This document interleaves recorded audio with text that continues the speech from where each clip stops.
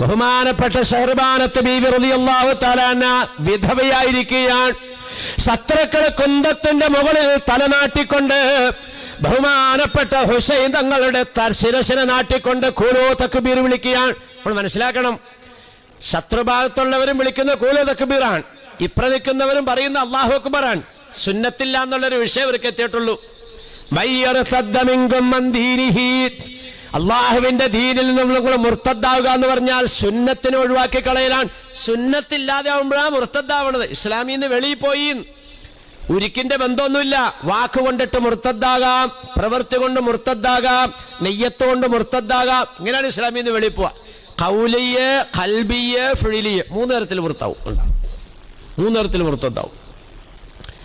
സഹോദരിമാരെ, സഹോദരന്മാരെ, ബഹുമാനപ്പെട്ട ഷഹർബാനത്ത് ബീവി റളിയല്ലാഹു തആല അൻഹ സങ്കടമടക്കി, ചുണ്ടുകൾ ഒതുക്കി, രോഷം അമർത്തി നിൽക്കുമ്പോൾ ബഹുമാനപ്പെട്ട ഹുസൈൻ തങ്ങൾ തന്റെ മുകളിൽ നിന്നും ഉരുണ്ട് താഴേക്ക് വീണപ്പോൾ ദുൽ ദുൽ എന്ന് പറയുന്നതായ കുതിര ശത്രുക്കളുടെ ഇടയിൽ നിന്നും ബഹുമാനപ്പെട്ട ഹുസൈൻ തങ്ങളുടെ ശരീരത്തിൽ ചവിട്ടാതെ ഓടി ബഹുമാനപ്പെട്ട ഷഹർബാനത്തിന്റെ അടുത്തേക്ക് ഓരത്തേക്ക് വരികയാണ്.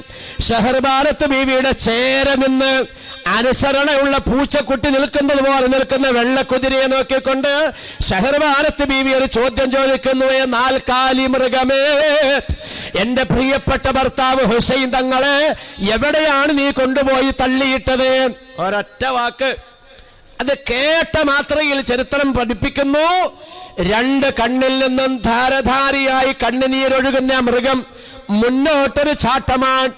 അടുത്ത ചാട്ടം ഏതാനും ചാട്ടങ്ങൾക്ക് ശേഷം അത് നിറഞ്ഞൊഴുകുന്ന യൂഫ്രട്ടീസ് നദിയുടെ ആഴത്തിലേക്ക് മുങ്ങിപ്പോയി. അത് അവിടെ അവസാനിച്ചു.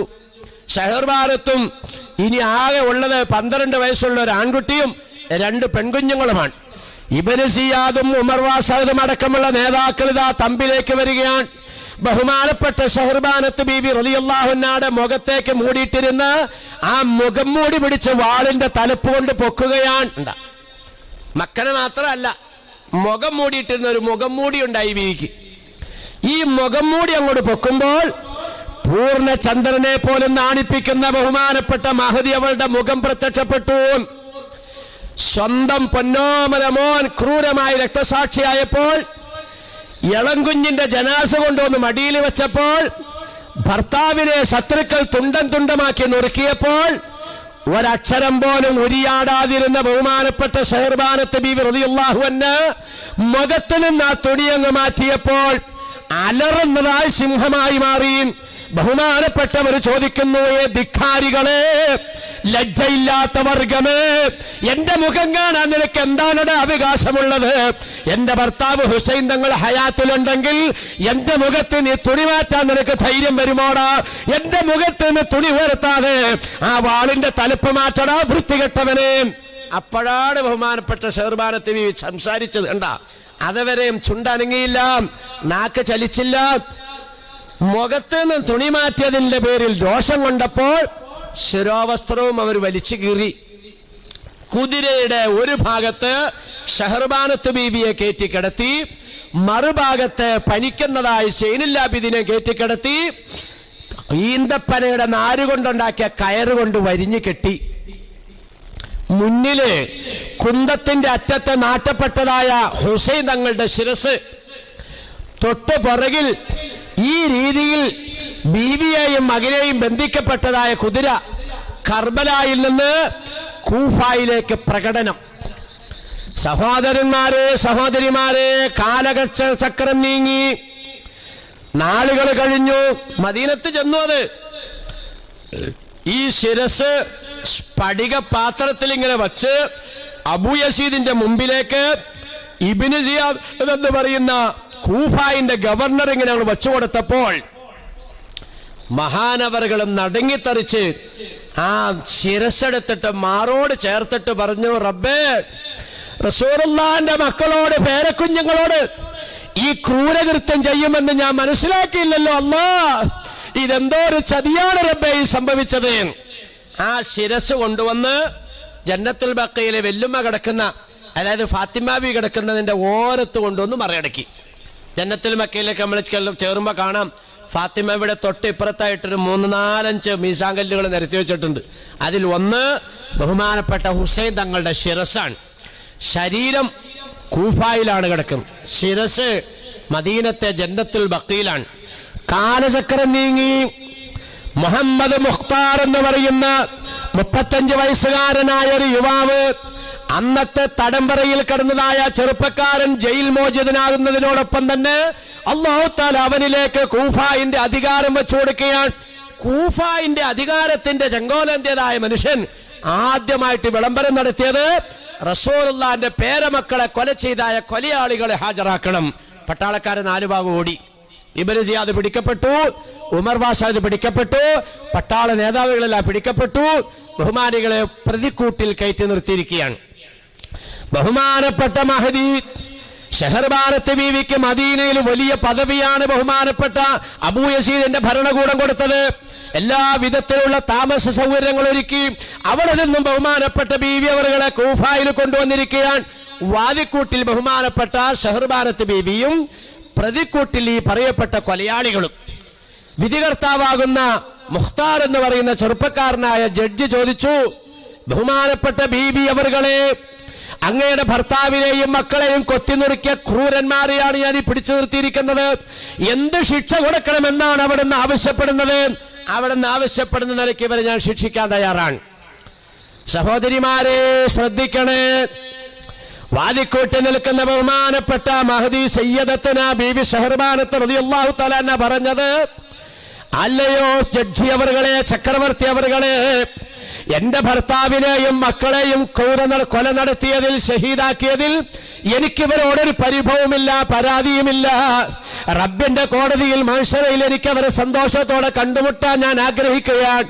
പക്ഷേ എനിക്കുള്ള ഏക പരാതി, കർബലായിൽ നിന്നും കൂഫ വരെ എന്റെ മുഖവും ശിരസും പരപുരുഷന്മാർക്ക് കാണാവുന്ന വിധത്തിൽ എന്റെ മുഖവും തലയും പരപുരുഷന്മാർക്ക് കാണാവുന്ന വിധത്തിൽ എന്റെ മുഖം മൂടിയും എന്റെ ശിരോവസ്തുവും ഒഴിവാക്കിക്കൊണ്ട് കുതിരപ്പുറത്ത് വെച്ച് കെട്ടി കൂഫ വരെ കൊണ്ടുവന്ന ആ വൃത്തികെട്ട പ്രവർത്തനത്തോടാണ് എനിക്ക് വിമർശനമുള്ളത്.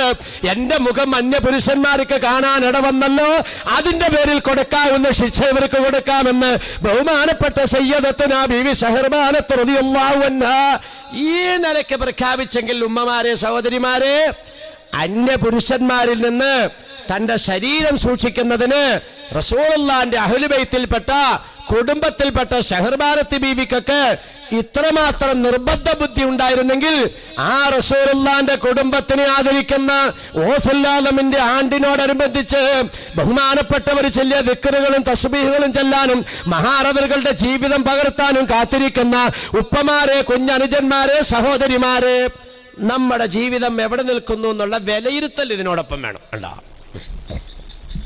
അവരൊക്കെ കൂടെ പോണോന്ന് തന്നെ നമ്മൾ ആഗ്രഹിക്കണം.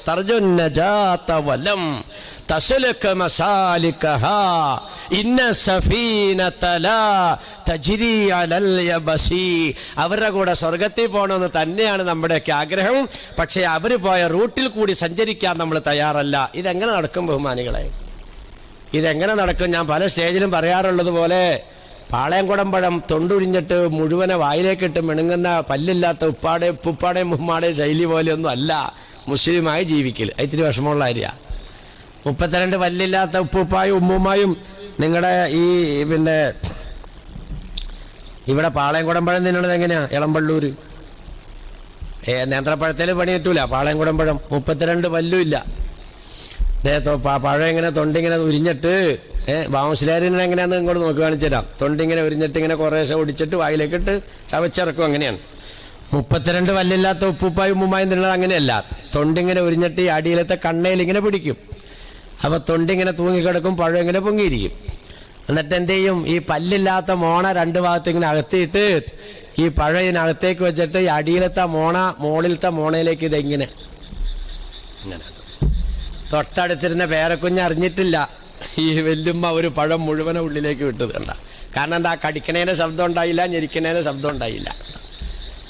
എത്ര സുഖാന്ന് നോക്കി. നേരം വെളുത്ത് ക്ലോസറ്റിലേക്ക് എന്നാൽ ഇടത്തെ കാലയിലും ചാരിയിരിക്കേണ്ട, മുക്കവും വേണ്ട, മൂളവും വേണ്ട. അത് ഇടപാടുണ്ടാവും. എന്ത് സുഖാന്നൊക്കെ ആൾക്കാരുടെ ധാരണയ്ക്കില്ലാതാ.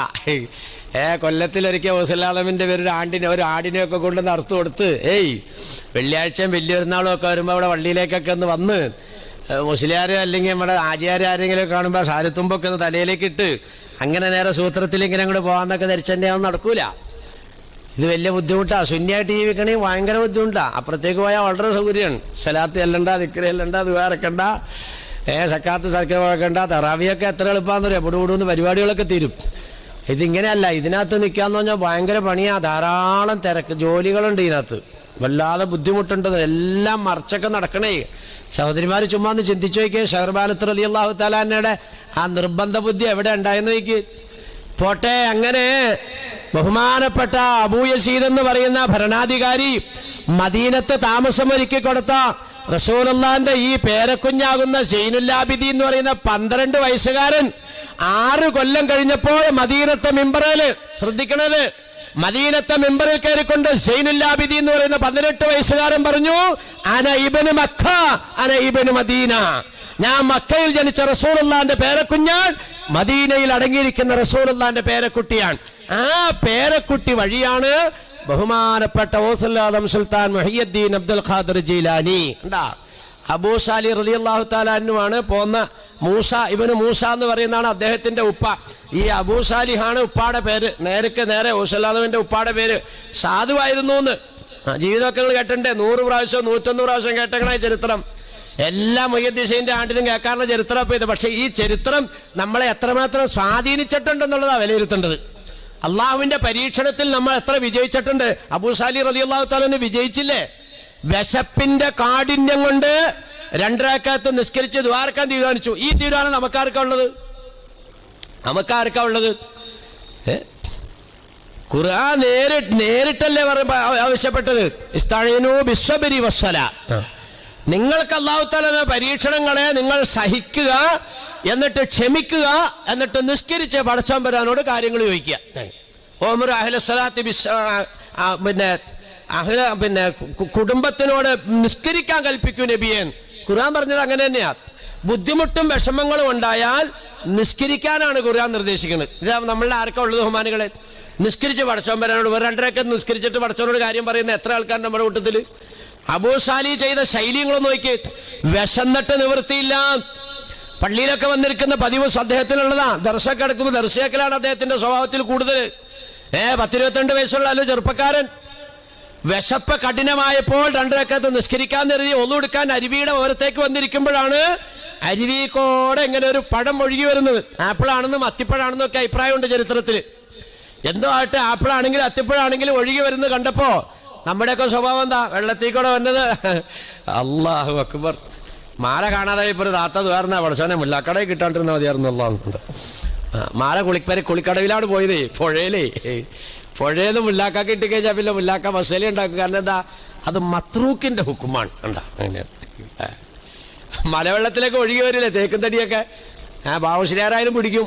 അപ്പ നല്ല നീന്തലറിയാം. ചാടി പിടിച്ച് സൈഡിൽ കൊണ്ടുവന്ന് കെട്ടിയിടും. അപ്പൊ മോളിൽ നിന്ന് ആളന്വേഷിച്ചവരാണ് തേക്കും തടി ഇട്ടില്ല എന്നും പറഞ്ഞു.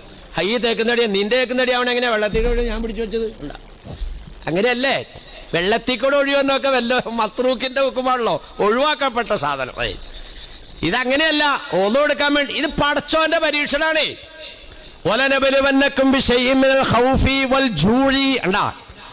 ഭയങ്കരമായ വിശപ്പ്. രാവിലെ നാസ്തക്കൊന്നും കിട്ടിയിട്ടില്ല. കച്ചവടം ചെയ്യാൻ പോയി അല്ലെങ്കിൽ പണിയെടുക്കാൻ പോയ വീട്ടുകാരൻ വരേണ്ട സമയമായിട്ടുണ്ട്, ഒന്നും കിട്ടിയിട്ടില്ല എന്നാ ഇതുവരെ വിവരം. അപ്പൊ ഉച്ചക്കഞ്ഞി ഉണ്ടാകാനുള്ള സാധ്യതയില്ല.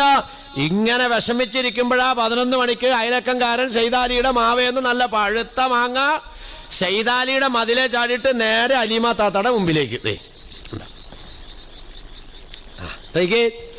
അലീമ താത്ത ചിന്തിക്കുക, കണ്ടോ ഈ മാങ്ങ ആ മതിലെ ചാടിയിട്ട് അങ്ങോട്ട് പോയാൽ പോരെ.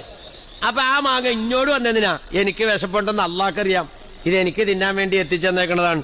എടുത്ത് പൊടിയൊക്കെ തട്ടി കസേരയിൽ കയറി പടിഞ്ഞാട്ടി ഇരിഞ്ഞിട്ട് അഊദു ബില്ലാഹി മിനശ് ശൈത്താനിർ റജീം ബിസ്മില്ലാഹിർ റഹ്മാനിർ റഹീം എന്നും പറഞ്ഞോണ്ടാ തിന്നണേ. ഉണ്ടോ? സാധാരണ അഴുതിയെല്ലാം അറിയില്ല, ഇതെല്ലാം കൂടെ ചെല്ലിയിട്ടാണ് തിന്നണേ. തീറ്റ കഴിഞ്ഞപ്പോഴത്തേക്കും ലോറ് വാങ്ങി വിളിച്ചു. എന്നിട്ട് ഓതുമൊക്കെ എടുത്തു, നിക്കാര ചട്ടയൊക്കെ എടുത്തിട്ടു, പടിഞ്ഞാട്ടി ഇരിഞ്ഞെന്ന് മുസല്ലി ഫർദുൽ ഊരിയൊക്കെ പറഞ്ഞു. നിസ്കാരമൊക്കെ കഴിഞ്ഞ് സലാം വീട്ടിൽ നിന്നിട്ട് മക്കത്തുനിന്ന് ആചാര്യ 1000 തസ്ബീഹാല ഉണർന്നു കൊടുത്തിട്ടുണ്ട് താത്താക്ക്. അലിമ താത്ത തസ്ബീഹാല പിടിച്ചോണ്ട് സുബ്ഹാനല്ലാ സുബ്ഹാനല്ലാ, വല്ല പണിയുണ്ടോ നോക്കടി താത്ത, അകത്ത് കിടക്കണേ ആരുടെയാണെന്നറിയോ? സുലൈമാന്റെ. എന്താ നിസ്കരിച്ചിട്ട് കാര്യമില്ലാന്ന് പോവില്ല, നിസ്കാരം മുകളിലേക്ക് പോവില്ല, നിന്റെ തസ്ബീഹ് മുകളിലേക്ക് പോവില്ല. ഇത് പരീക്ഷണ. നല്ല വിശപ്പുണ്ടല്ലോ, നിന്റെ മുമ്പിലേക്ക് ഞാനൊരു മാമ്പഴം ഒന്ന് ഉരുട്ടി വിട്ടു നോക്കട്ടെ, ഇത്ര വിശപ്പ് വന്നിട്ടും ഹലാലല്ലാത്ത എടുത്ത് തിന്നുന്നുണ്ടോ? ഇതാ പരീക്ഷണം. ഉണ്ടാ, ഇതാ പരീക്ഷണം. ഈ പരീക്ഷണത്തിൽ അബൂ സാലിഹ് റളിയല്ലാഹു തആല പരാജയപ്പെട്ടു പോയി. പഴം എടുത്ത് തിന്നു കഴിഞ്ഞിട്ട് പിന്നെ നിസ്കരിക്കാൻ പോയില്ല. ഉണ്ടാ, സഹോദരിമാരെ, നല്ല ഭക്ഷണം കഴിച്ചോ, മക്കള് നന്നായി വരും. വ്യക്തമായ തെളിവാ ബഹുമാനപ്പെട്ട ഓസുല്ലാദം അല്ലേ? ഇനി നിസ്കരിച്ചിട്ട് കാര്യമില്ല. നേരെ 100 പ്രാവശ്യം കേട്ടാ നിങ്ങൾ, 101 പ്രാവശ്യം അനി പറഞ്ഞെന്നെ. നേരെ അരുവിയുടെ അരിക്കൂടെ മുകളിലേക്ക് ഇടുന്നു. കുറേ നടന്നപ്പോ തോട്ടം കണ്ടു. ഈ തോട്ടത്തിൽ നിന്ന് തന്നെ ഞാൻ തിന്ന പഴം നേരെ പുഴയിലേക്ക് ചാഞ്ഞിരിക്കുകയാണ്.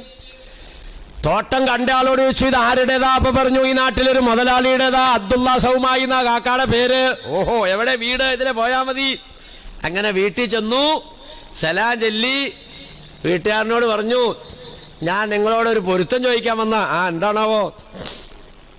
നിങ്ങളുടെ തോട്ടത്തിൽ നിന്നാണെന്നാണ് ഉറച്ചു വിശ്വസിക്കുന്നു. ഒരാപ്പിൾ പഴം ആ പുഴയിലേക്ക് വീണു. ഞാൻ താഴത്ത് ഒതുകൊടുക്കാൻ വേണ്ടി ഇന്നപ്പോ അങ്ങനെ വെള്ളത്തിൽ നിന്ന് എനിക്ക് കിട്ടി, ഞാനത് കഴിച്ചു. അപ്പൊ അത് എന്റെ ഉള്ളിൽ പോയി. ഇനി അത് നിങ്ങളെനിക്ക് പൊരുത്തപ്പെട്ടെന്നില്ല, ഇവനെ ഞാൻ നിസ്കരിച്ചിട്ട് ഒമ്പൊടിച്ചിട്ടൊന്നും കാര്യമില്ലല്ലോ, കാരണം അതെല്ലാം തള്ളപ്പെടും. അതുകൊണ്ട് നിങ്ങളതെനിക്ക് പൊരുത്തപ്പെട്ടു എന്നും. മൂപ്പര് പറഞ്ഞു, പൊരുത്തപ്പെടണേനൊന്നും കുഴപ്പമില്ല, പക്ഷെ പൊരുത്തപ്പെടണമെങ്കിൽ ഞാൻ എനിക്കൊരു ഡിമാൻഡ് ഉണ്ട്. എന്താ? കണ്ണും കയ്യും മൂക്കും നാക്കും കാലും കയ്യും ഇല്ലാത്തൊരു പെണ്ണെനിക്കുണ്ട്, അവളെ നീ കെട്ടണം. പറയുള്ളൂ. എന്താ കേട്ടാരിത്തരല്ലേ ഇത്? മൂക്കില്ല, നാക്കില്ല, കയ്യില്ല, കണ്ണില്ല, കാതില്ല, കാലില്ല, ഒന്നുമില്ല. അപ്പൊ എന്നിട്ട് അവർ ഇറച്ചി കെട്ട ഇതിനെ കെട്ടണം. ഇയാളാണെങ്കിലോ നല്ല 1-ാം നമ്പർ ചെറുപ്പക്കാരനാണ്. ഇതിനെ കെട്ടിയില്ലെങ്കിൽ ഈ മനുഷ്യൻ എന്ത് ചെയ്യൂല? ഈ ആപ്പിള് പൊരുത്തപ്പെട്ടു കൊടുക്കൂല. ഇതിനെ കെട്ടിയാലോ ഈ പാവപ്പെട്ടവന്റെ ദുനിയാവിന്റെ ജീവിതത്തിന്റെ സുഖം തീർന്നു. പടച്ചവനെ, ദുനിയാവും ആഖിറവും തമ്മിൽ മത്സരിക്കുകയാണ്. ആപ്പിള് പൊരുത്തപ്പെടിപ്പിച്ചിട്ടില്ലെങ്കിൽ ആഖിറം കിട്ടൂല. ആഖിറം ഇത് പൊരുത്തപ്പെട്ടില്ലെങ്കിൽ ആഖിറം കിട്ടൂല. പൊരുത്തപ്പെടണമെങ്കിലോ ദുനിയാവ് കിട്ടൂല. ഈ കയ്യും കാലും ഒന്നുമില്ലാത്ത ഇറച്ചി കെട്ടനെ എന്ത് കാണിക്കാൻ? എരുമനെ കെട്ടിയോളാന്ന് പറഞ്ഞിട്ടുണ്ടോ? കത്തരയിലേ ഉള്ളൂ, വേറെ കാര്യം നടക്കൂല്ലോ. പക്ഷേ ബഹുമാനികളെ, നമ്മൾ ചിന്തിച്ച പോലെ അല്ല അദ്ദേഹം ചിന്തിച്ചത്. വല്ലാഖിറത്തു ഖൈറും വഅബ്ഖാ, ദുനിയാവിന്റെ സുഖം നൈമിഷികമാണ്, ആഖിറത്തിന്റെ സുഖം ശാശ്വതമാണ്. ഇതാ മനസ്സിലേക്ക് കയറി വന്നത്. ആഖിറം നിലനിൽക്കുന്നതാ, അത് ഏറ്റവും ഖൈറായതാ. അബ്ദുള്ള സൗമായിട്ട് പറഞ്ഞു, ഹബീബേ, ഞാൻ നിങ്ങൾക്കിടെ മകളെ കെട്ടിക്കോളാം.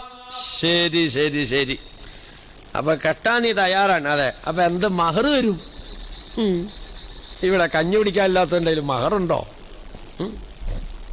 എൻ്റെ കയ്യിലൊന്നുമില്ല. ആഹാ, മഹറില്ലാണ്ടപ്പ നീ പെണ്ണെട്ടാൻ വന്നേക്കണേ. അപ്പൊ പിന്നെ എന്താ ചെയ്യാ? അതിനൊരു അവധി വെച്ചു. ഒരു 3 മാസക്കാലം എൻ്റെ ആ തോട്ടത്തിലേക്ക് നീ വെള്ളം കോരി തോട്ടം നനയ്ക്കണം. അതാണ്. അങ്ങനെ 3 മാസം നീ നനച്ചാൽ അത് നിന്റെ കൂലി മഹറായിട്ട് കണക്കാക്കി എൻ്റെ ഈ സാധനത്തിന് നിനക്ക് എത്തിച്ചെന്നേക്കാം. ഞാൻ അപ്പോൾ നിങ്ങൾ ഉണ്ടാക്കാൻ വന്ന ആളാട്ടോ, ഞാൻ സ്വർഗത്തിൽ പോണ ആളെന്നും പറഞ്ഞാണ് നിങ്ങളുടെ മുമ്പിൽ വന്നേക്കണം. എനിക്ക് ഇങ്ങനെ ഒരു അനുഭവം ഉണ്ടായാൽ ഞാൻ എങ്ങനെ കൈകാര്യം ചെയ്യും? നമ്മൾ പറ. ഞാനിങ്ങനെ ഇടവഴി കൂടെ പോയപ്പോൾ ഒരു തേങ്ങ അവിടെ ചാടി കിടക്കുകയാണ്. ഓ, ഭയങ്കര വിശപ്പ്. അതെടുത്ത് ആ കല്ലേലിട്ട് 4 ഇടി ഇടിച്ചപ്പോൾ പൊട്ടിയ തേങ്ങയും തിന്നു, ആ വെള്ളവും കുടിച്ചു കഴിഞ്ഞപ്പോഴാണ് സ്വയബോധം ഉണ്ടത്. പടച്ചവനെ, ഈ തേങ്ങ. അപ്പോൾ അടുത്ത് വന്ന ആൾ വിളിച്ചു, ഈ തെങ്ങും തോട്ടം ആര്? അതാ മമ്മാലി കാക്കാടെയാണ്. പുള്ളി അവിടെ ഉണ്ടാവും, അവിടെ ഉണ്ടാവും. കയറി ചെന്ന് സലാം ചെല്ലുക. അല്ല, മമ്മാലി കാക്കാടെ ആയിരുന്നോ? എന്തേ മാമല്യാരെ? അല്ല, ഞാൻ ആ ഇടവഴിക്ക് ഒരു തേങ്ങ അവിടെ കിടന്നെടുത്തിട്ടേ തല്ലിപ്പൊടിച്ച് തിന്നേ. ഉവ്വ. അപ്പൊ അത് വിശപ്പ് കൊണ്ടിട്ടാണ് തിന്ന് കുടിച്ചു പോയതാണെന്ന് പൊരുത്തപ്പെടാൻ വേണ്ടി. ആ ശരി ശരി. അത് പൊരുത്തപ്പെടണമെങ്കിലേ അമ്മക്കൊരു ഡിമാൻഡ് ഉണ്ട്. എന്താ മമ്മാലിയാജി? എൻ്റെ മൂത്ത മോളുടെ അറിയാവോ മാമല്യാരിക്ക്? ഉവ്വ, സൈനുവ. സൈനുവാനെ കല്യാണം കഴിച്ചോ? ഇല്ല. ഇളയ 2 മക്കളുടെ പേരെന്നാ? ഒന്ന് സെഫിയായും ഒന്ന് ലൈലായും. അവരെ കെട്ടിച്ചില്ലേ? ഉവ്വ. ഈ മൂത്ത മോളെ എന്തുകൊണ്ടാ കെട്ടിക്കാത്തത്? അതിന് ചെവി കേൾക്കൂലെന്ന് ഞാൻ കേട്ടിട്ടുണ്ട്. ഈ ചെവി കേൾക്കൂലാത്ത ഷെയ്നുവാനെ ബാവാ മുസ്ലിയാർ കെട്ടിയാൽ ഞാൻ ആ തേങ്ങ പൊരുത്തപ്പെട്ടു തരാം. അപ്പൊ വാമിലാർ ഇങ്ങനെ ഇന്ന് ചിന്തിക്കും. ഇന്നാണെങ്കിൽ ചിന്തിക്കൂല കേട്ടോ, അന്ന് ഈ നരയൊന്നും ഇല്ലാത്ത കാലഘട്ടത്തിലാണെങ്കിൽ ഇങ്ങനെ ഒന്ന് ചിന്തിക്കും. ഇന്നാണെങ്കിൽ ഒന്നും ചിന്തിക്കൂല, നിക്കാഹി തന്നെ ആക്കാന്ന് വരും. കാരണം എന്താ, വീട്ടിൽ പഠിക്കാനൊരാളായല്ലോ. ഇന്നത്തെ കാലമല്ല പറഞ്ഞേ, ഞാൻ നല്ലൊരു ചെറുപ്പക്കാരനാണ് നിങ്ങൾ ധരിക്ക്.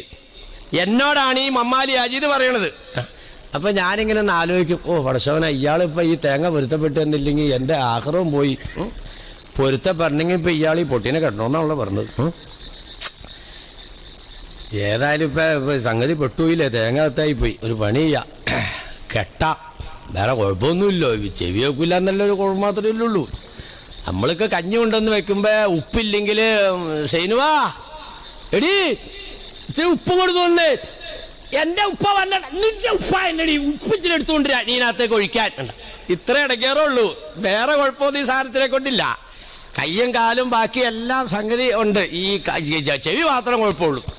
എന്നാ മമ്മാലിയാജി, അപ്പൊ ഞാൻ ഇങ്ങനെ ആലോചിച്ചു, മമ്മാലിയാജി ഞാൻ നിങ്ങളുടെ മോളെ കെട്ടിക്കോളാം. ബാമിലാരെ എന്തും മഹർ തരും. ഞാൻ അതേവരെ മടിക്കുത്തൊക്കെ ഇല്ലാണ്ടാട്ടോ നിന്ന് ഇതാ കൂടി പറയുമ്പോഴേ മടിക്ക് കൊണ്ട് കുത്തിയിടടാ കാക്ക, ഇയാളുടെ കൊട്ട തേങ്ങ ആയിട്ടുന്നെ ഞാൻ പൊട്ടിനെ കെട്ടാന്ന് പറഞ്ഞ പിന്നെ മഹറ. ഞാൻ അള്ളാന്റെ കോടതി പറഞ്ഞോടാക്ക, ഇയാളെന്നെ പൊരുത്തപ്പെടുന്നുണ്ട്, ഇയാൾ ചേട്ടാ പണി നോക്കണം. ശരിയാണോ? എൻ്റെ കാര്യം പറഞ്ഞാ, നിങ്ങളുടെ കാര്യമല്ലേ പറഞ്ഞ, എൻ്റെ സ്വഭാവം ഞാൻ പറയാ. ശരിയാണോ മാനുകളെ? അയാളിങ്ങനെ നിബന്ധന കയറ്റി കൊണ്ടുവരിക. പക്ഷേ അബൂ സാലിഹ് തങ്ങളെ മനസ്സിലാക്കിക്കോ, അദ്ദേഹം പറഞ്ഞു, ഞാൻ 3 മാസക്കാലം നിങ്ങളുടെ തോട്ടം നനയ്ക്കാം. ജോലി തുടരുകയാണ്, മഹറാത്ത് ജോലി തുടരുകയാണ്. മാസമെത്തി, ഡേറ്റായിപ്പോ വിളിച്ചു, സമയമെത്തിയിട്ടുണ്ട്, എൻ്റെ മകളെ ഞാൻ നിങ്ങൾക്ക് നിക്കാഹ് ചെയ്ത് തരാം. അങ്ങനെ സദസ്സൊക്കെ റെഡിയായി, സാക്ഷികളൊക്കെ വന്നു, നിക്കാഹൊക്കെ നടന്നു. ആദ്യത്തെ ദിവസം മണിയറയിലേക്ക് പുതിയാപ്പിള ചെല്ലുവാണ്. അന്നത്തെ ശൈലി അങ്ങനെയാ, ആദ്യം മണവാട്ടി മണിയറയിൽ വരും, എന്നിട്ടാണ് രണ്ടാമതാണ് മണവാളും കയറി ചെല്ലുക. ഇവിടെ ഇരിക്കണ നരച്ചവരെയും എൻ്റെയൊക്കെ കാലത്ത് അങ്ങനെയല്ല. നമ്മുടെയൊക്കെ കാലത്ത് എങ്ങനെയാണെന്ന് നിങ്ങൾക്കറിയാമല്ലോ. കല്യാണം കഴിഞ്ഞ് കഴിയുമ്പോൾ നമ്മളാണ് ആദ്യം പോയി മണിയറയിൽ പോയിരിക്കുക. അവിടെ പോയിരുന്നിട്ട് ഈ പെണ്ണിനെ കൊണ്ടുവരും. അങ്ങനെയാണ്. എങ്ങനെയാ കൊണ്ടുവരില്ലാതറിയോ? എളിയമ്മ പറയും, എടിയണ്ണ ചെറുക്കനവിടെ വന്നിരിക്കുക, നീ ഞങ്ങളുടെ മുറിയിലേക്ക് ഇല്ല. എന്നെ കൊണ്ടുപോയിട്ടില്ല. ദൂട്ട ഉള്ള ഈ ശൈത്താൻ പറയണേ, പിന്നെ നീ എന്തൂട്ടാ, ഞാൻ എല്ലാ ദിവസം കിടന്നോ, ഞാൻ ഇവിടെ തന്നെ എടുക്കുള്ളൂ. പിന്നെ ഈ പെണ്ണെ കെട്ടിച്ചെന്തിനാ ഉള്ളേ? ഞാൻ പോവില്ലാന്ന് പറഞ്ഞാൽ എളിമ എന്ത് പറഞ്ഞാലും ഞാൻ പോവില്ല. എന്നാ നീ ഒരു പണിയിടണേ, ആ ബാധയ്ക്ക് ചെന്നിട്ട് ഞാൻ ആ കിടക്കുന്ന സ്ഥലത്തേ കിടക്കണുള്ളൂ എന്നൊന്ന് പറ. ആദ്യം ഞാൻ പറയാം, എന്നാ അങ്ങോട്ട് പോ. അങ്ങോട്ട് പോകുന്നു പറഞ്ഞോണ്ട് ഈ ബാധയ്ക്ക് എത്തി കഴിയുമ്പോൾ എളിമ എന്ത് ചെയ്യുന്നോ ഒറ്റ. അങ്ങനെയാണ് നമ്മുടെയൊക്കെ മുറിയിലേക്ക് ആക്കി തന്നത്. ഇപ്പൊ ഉള്ളവരൊക്കെ അങ്ങനെയല്ല. ആദ്യം അബ്ദുള്ള സൗബാബില്ല അബൂ സാലിഹ് തങ്ങൾ കഴിക്കുമ്പോ ആദ്യം മണവാട്ടി വന്നിരിക്കും, ബാവുലിയാരി കഴിക്കുമ്പോ ഇങ്ങനെ പിടിച്ച് ബാധയ്ക്ക കൊണ്ടു തള്ളും. ഇപ്പോഴത്തെ ശൈലി അങ്ങനെയല്ല. ഇപ്പൊ ചെറുക്കൻ പാവപ്പെട്ടവൻ അവിടെ നിന്ന് മിറ്റത്തക്കെന്ന് വർത്താനം പറയുകയാണെങ്കിൽ ഇവളിതേ പാൻറ് ഇതൊക്കെ ഇങ്ങനെയാണ് ഇപ്പൊ ശൈലി മാറി. പടച്ചവരെ, അള്ളാഹുവേ, ഞങ്ങളുടെ മക്കളെയൊക്കെ നീ നല്ല മക്കളാക്കി തരണേ തമ്പുരാനെ.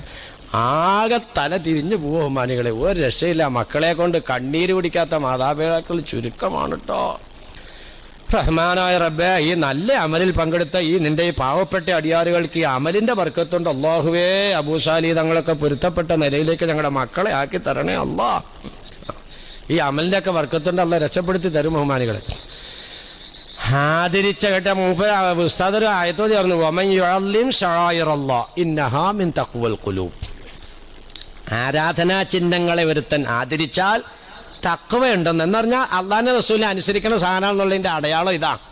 അള്ളാഹു ആദരിച്ചതിനെ ആദരിക്കുക, അതിൽ പെട്ടതാ. ഇപ്പൊ ഇതൊക്കെ അള്ളാഹു തആല ആദരിക്കണമെന്ന് ആവശ്യപ്പെട്ടിരിക്കുക. ഇവരൊക്കെ ആദരിക്കലേ ഇപ്പൊ നടന്നുകൊണ്ടിരിക്കുന്നു. ബഹുമാനുകളെ, അബൂ സാലിഹ് റളിയല്ലാഹു തആല കയറി ചെന്ന് സലാം ചൊല്ലിയപ്പോൾ നല്ല വ്യക്തമായിട്ട് വഅലൈക്കും അസ്സലാം വറഹ്മത്തുള്ളാഹ്, അന്തം വിട്ടു ഈ റഹ്മാനായ റബ്ബേ, എന്താ ഇത്?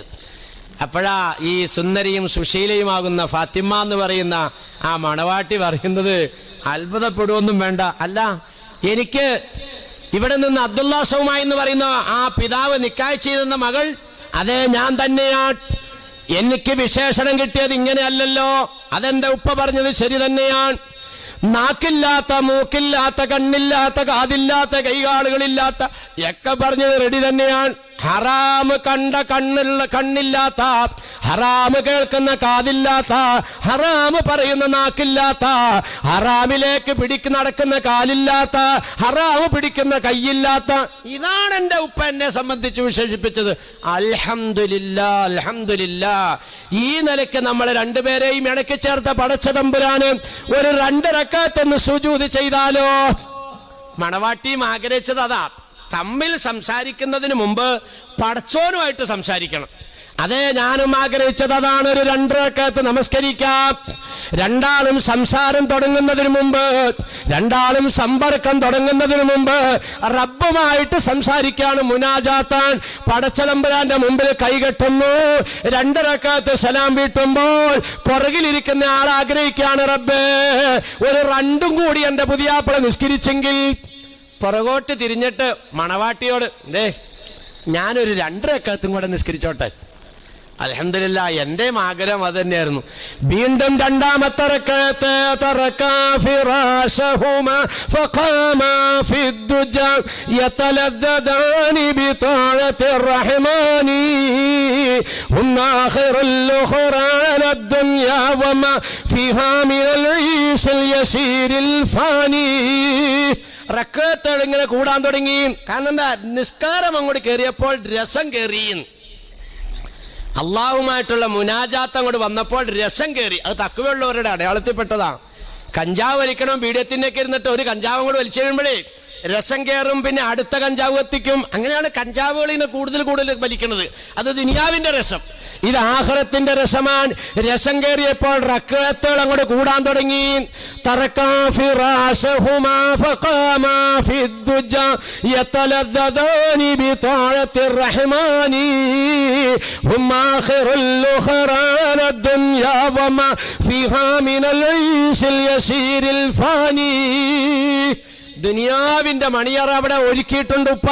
പക്ഷേ ദുനിയാവിന്റെ മണിയറ നശിക്കുന്നതാണെന്നും നശിക്കാത്ത മണിയറ ആഖിറത്തിലേതാണെന്നും അവർ കണ്ടപ്പോൾ, ആഖിറത്തിന്റെ മണിയറ കണ്ടപ്പോൾ ദുനിയാവിന്റെ മണിയറ അവർ മറന്നുപോയി. അങ്ങനെ റക്അത്തുകൾ പെരുകിയപ്പോൾ അന്നത്തെ രാത്രി മണിയറ കൂടാൻ മറന്നുപോയ ആ മധുവിധുവിൽ നിന്ന്, ആ മഹിളാരത്നത്തിൽ നിന്നും, ആ മഹൽ വ്യക്തിത്വത്തിൽ നിന്നും അല്ലാഹു തആല ഭൂമുഖത്ത് വിരിയിപ്പിച്ച കുസുമമാണ് ബഹുമാനപ്പെട്ട ഓസല്ലാദം സുൽത്താൻ മുഹിയുദ്ദീൻ അബ്ദുൽ ഖാദിർ ജീലാനി ഖദ്ദസല്ലാഹു സിർറഹുൽ അസീസ്. വാപ്പാടെയും മാടൻ ജീവിതത്തിന്റെ ശൈലിയുണ്ടോ? അങ്ങനെ നല്ല വഴി. ഇത് 2ഉം നബിത്തങ്ങളുടെ കുടുംബമാണ്. ഉണ്ടാകും ഇങ്ങനെ വന്ന് ജനിച്ച മഹാനായ ഓസല്ലാദം ലോകത്തിന് മാതൃകയായി. കാശയ്ക്ക് ഉണ്ടാക്കാൻ ബഹുമാനികളെ. ഒരു മുരീദ് വേറൊരു ശിഷ്യനക്ക് ഓസല്ലാദിനെ കാണണമെന്ന് പറഞ്ഞിട്ട് ഇങ്ങനെ പോവാണല്ലോ കാണാൻ വേണ്ടി. പോകുന്ന വഴിക്ക് ഇതെല്ലാം മുഹയ്യദ്ദീൻ ശൈഖിൻ്റെതാണ്. ആഹാ, അപ്പൊ അത്ഭുതം. ഇത്രയും വലിയ സ്വത്തൊക്കെ മുഹയ്യദ്ദീൻ ശൈഖിനുണ്ടോന്ന്. അപ്പൊ പിന്നെ ഔലിയായാവോന്ന്. അപ്പുറത്തേക്ക് എന്നിട്ടിപ്പോ വേറെ കുറെ കൃഷിയിടങ്ങള്, ഇതെല്ലാം ഓസല്ലാദിന്റെ അതാണ്. ഓഹോ, അപ്പൊ അതും അത്ഭുതം. അങ്ങനെ ഔലിയാക്കന്മാർക്ക് പാടില്ലല്ലോ. ഇത്രയും കാണുന്നു. ഇതെല്ലാം ഇങ്ങനെ കണ്ട് ഈ കാണാൻ പോകുന്ന മനുഷ്യൻ ഇങ്ങനെ അത്ഭുതം കൂടി അങ്ങോട്ട് ചെല്ലുകയാണ്. മുന്നോട്ട് ചെന്നു സല്ലല്ലാഹുവിന്റെ മുമ്പിൽ അസ്സലാമു അലൈക്കും സലാം ചൊല്ലിയപ്പോൾ മടക്കിയിട്ട് പറഞ്ഞു, സഹോദരാ, ഈ ഭൂമി ഒരു കടലാണ് കേട്ടോ. കടലിൽ സഞ്ചരിക്കുന്ന കപ്പലാണ് മനുഷ്യൻ കേട്ടോ. ഈ കടലിലൂടെ സഞ്ചരിച്ച് വേണം നമ്മുടെ ഭവനത്താകുന്ന ആഖിറത്തിലേക്ക് നമുക്ക് എത്താൻ. കടലിൽ വെള്ളമില്ലെങ്കിൽ കപ്പലിന് സഞ്ചരിക്കാൻ കഴിയില്ല. കടലിൽ വെള്ളം വേണം, എങ്കിലേ കപ്പലിന് സഞ്ചരിക്കാൻ പറ്റൂ. പക്ഷേ കപ്പലിനകത്തേക്ക് വെള്ളം കയറാൻ പാടില്ല എന്ന് ഓസല്ലാദം സുൽത്താൻ മുഹിയുദ്ദീൻ അബ്ദുൽ ഖാദിർ ജീലാനി. കണ്ട പണം നമുക്ക് വേണം, പക്ഷേ ഉള്ളി കയറരുതേന്ന്. ഹൃദയത്തിനകത്തേക്ക് പണം, ദുനിയാവ് കയറരുതേന്ന്. അത് പുറത്ത് കിടന്ന് കളിക്കട്ടെ. അവിടെ കണ്ടതിന് ഇവിടെ മറുപടി കൊടുത്തു. കാരണം അവർക്ക് കണ്ണണ്ടേ തറ മാല എത്ര സമ്പത്തുണ്ടെങ്കിലും അള്ളാഹുവിന്റെ ദീൻ വിടാത്ത സൂക്ഷ്മത അവർക്കുണ്ടായി, അവർക്കുണ്ടായി സൂക്ഷ്മത. ഇതാണ് ഓസല്ലാദമിനെ സ്മരിക്കുകയും അഹ്ലു ബൈത്തിനെ ആദരിക്കുകയൊക്കെ ചെയ്യുമ്പോൾ നമ്മൾ പകർത്തേണ്ട ശൈലിന്ന്. ഇപ്പോഴും പറഞ്ഞില്ലേ ബഹുമാനപ്പെട്ട നമ്മുടെ ആശംസാ പ്രസംഗകൻ, കളവോ പാറയല്ല എന്നും ചെന്നാരെ കള്ളന്റെ കയ്യില് പൊന്നു കൊടുത്തോവാർ. ഇതിങ്ങനെ പാടലും പറയലും. ഫോൺ ചെയ്യണം. ഹലോ, സൈതാലിയുടെ വീടല്ലേ? വാപ്പ അടുത്തെടുപ്പുണ്ടാവും. മോനെ ആരാ വിളിക്കണേ? ഹലോ, സൈതാലിക്കാടെ വീടാണ്. ആരാ വിളിക്കണേ? ഉസ്മാൻ കുട്ടിയാ? ഇല്ലാന്ന് പറഞ്ഞത്. വാപ്പ ഇവിടെ ഇല്ല. എപ്പോഴാ വന്നേ? രണ്ടാഴ്ച കഴിഞ്ഞിട്ടാ വാപ്പ വരുള്ളൂ. ബഹുമാനികളെ, ഇവിടെ പാട്ടൊക്കെ പാടുന്നുണ്ട്. മൊയ്യദ്ദീൻ ആണ്ടിനും പാട്ട് പാടുന്നുണ്ട്. കളവ് പാറയല്ല എന്നും ചെന്നാര് കള്ളന്റെ കയ്യില് പൊന്നു കൊടുത്തോവർ. ഇത് പാടിയിട്ട് മാത്രം ആയില്ല എന്നാ ഞാൻ പറഞ്ഞത്. പാടനോടൊപ്പം ഈ കൊച്ചിനെ പഠിപ്പിക്കുക നുണ പറയേണ്ടത് എങ്ങനെയാന്ന്. കാശ് കൊടുക്കാനുള്ളവനാണ് ഈ ഫോൺ ചെയ്തേക്കണത് ഉസ്മാൻ. അപ്പോഴാ അവിടെ കിടന്നോട്ടിട്ട് പറയണത്, എടാ അവിടെ ഇല്ലാന്ന് പറഞ്ഞേരെ, രണ്ടാഴ്ച വരുവുള്ളൂ എന്ന് പറഞ്ഞേരെ. എങ്ങനെയാ നുണ പറയേണ്ടതെന്ന് നിഷ്കളങ്കനായ കുഞ്ഞിനെ പഠിപ്പിച്ചു കൊടുക്കുകയാണ് വാപ്പ. ഇതല്ലേ ബഹുമാനികൾ? എങ്ങനെയാണ് അവസ്ഥ? 25 ചുറ്റി നടന്നവർ ചുമ്മാ നടന്നതല്ല. അള്ളാനെ സംബന്ധിച്ചുള്ളൊരു ഫിക്ർ അങ്ങോട്ട് വന്നപ്പോൾ യാ അല്ലാഹ് എന്ന് വിളിച്ചോണ്ടൊരു ഒറ്റ പോക്കാണ്. ആ പോക്ക് 25 നൂറ്റാണ്ട് ഓടിയുന്ന. ആ ചുമ്മാ അങ്ങോട്ട് ഓടുമല്ലായിരുന്നു. ആ ഇരുത്തത്തിലും നടത്തത്തിലും അതാണ് ഓസല്ലാമിന്റെ പേരിൽ നടത്തുന്ന മുഹയ്യദ്ദീൻ റാത്തീബ്. അതാണ് അള്ളാന്ന് വിളിച്ചോണ്ട് ഓടിയെന്ന്. കംപ്ലീറ്റ് നിങ്ങൾ എടുത്തു നോക്കിയേ. അല്ലാഹു ഹാലിരി അല്ലാഹു ഷാഹിദി അല്ലാഹു ഹാലിരി അല്ലാഹു നാലിരി അല്ലാഹു ഷാഹിദി അല്ലാഹു മഈ അന്തൽ ഹാദി അന്തൽ ഹഖ് ലൈസൽ ഹാദി ഇല്ലാഹു യാ ഹന്നാൻ യാ മന്നാൻ യാ ദയ്യാൻ യാ സുബ്ഹാൻ യാ അസീസ് യാ ഗഫാർ യാ ജലീൽ യാ ജബ്ബാർ. നോക്ക് ഇതിലേതാ ബഹുമാനികളെ ശരിക്കുള്ളത്? നിങ്ങൾ പറ. ലില്ലാഹിൽ അസ്മാഉൽ ഹുസ്ന ഫദ്ഉഹു ബിഹാ. പരിശുദ്ധ ഖുർആൻ. ഇന്ന ലില്ലാഹി 99 ഇസ്മൻ ഫമൻ അഹ്സാഹാ ദഖലൽ ജന്ന ഔ കമാ ഖാല റസൂലുള്ളാഹി. അള്ളാഹുവിന്റെ ഇസ്മുകളെ വിളിച്ച് നിങ്ങൾ അള്ളാഹിനോട് ദുആരക്കുക. അതല്ലേ മുഹയ്യദ്ദീൻ റാത്തീബിൽ ഉള്ളത്? അല്ല എന്തെങ്കിലും ശിർക്ക് നിങ്ങളത് ചിന്തിച്ചു നോക്കി. അപ്പൊ നിങ്ങളെ കൊണ്ട് ആരാ ഇത് പറയിപ്പിക്കുന്നത്? ആരാണ് നിങ്ങളെ കൊണ്ട് മോശമായ രീതിയിലുള്ള വ്യാഖ്യാനങ്ങൾ തെരിയിപ്പിക്കുന്നത്? അത് യഹൂദന്റെ പണിയാ. ഉണ്ടാ, ആ യഹൂദന്റെ പണി നമ്മളുടെ ഇടയിലുള്ള ചില പാവങ്ങൾ ഏറ്റെടുത്തിരിക്കുകയാണ്. അവര് എന്താണ് മുസ്ലിം ഉമ്മത്ത് ചെയ്യുന്നത്? അപ്പാടെ നിങ്ങൾ പറ, ഏതാണ് ഇപ്പൊ ഇവർ അനുകൂലിക്കുന്നത്? നിങ്ങൾ പറ. അള്ളാഹിന്റെ റസൂല് കാണിച്ചെന്ന് ഏതെങ്കിലും ഇവർ അംഗീകരിക്കണ്ടോ? പറ, ഏതാണ് അംഗീകരിക്കുന്നത്? മുസ്ലിം ഉമ്മത്ത് ചെയ്യുന്ന ഏതെങ്കിലും സുന്നത്തുകൾ ഇപ്പൊ ഇവരുടെ ജീവിതത്തിലുണ്ടോ? നിങ്ങൾ പറ.